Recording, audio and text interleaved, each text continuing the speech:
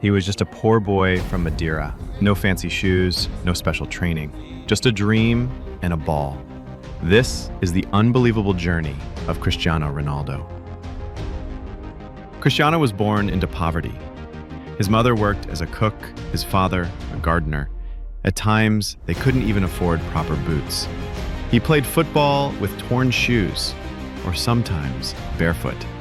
Other kids laughed at him, but that never stopped him. It only made him stronger.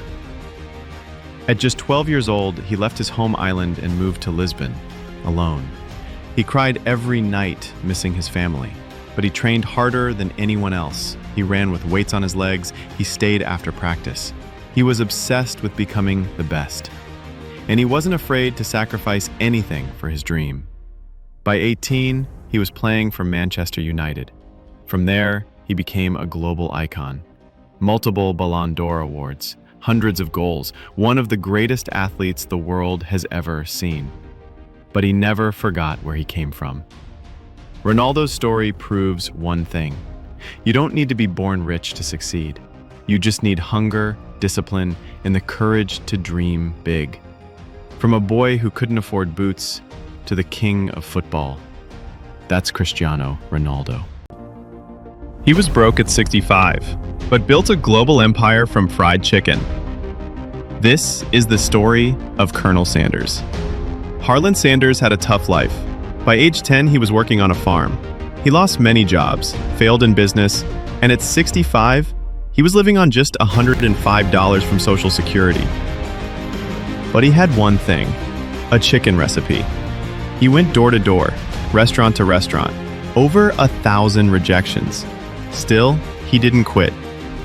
Eventually, one yes changed everything. That recipe became KFC, and Colonel Sanders became a global icon, all after the age of 65. You're never too old to start over. If he can do it at 65, what's stopping you? From cleaning floors to running a billion-dollar company.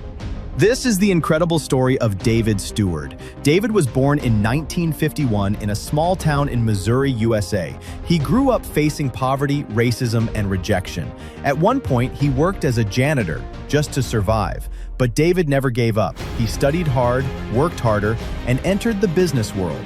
In 1990, with just $400, he founded his own company, Worldwide Technology, from scratch. Today, he's worth over $6 billion.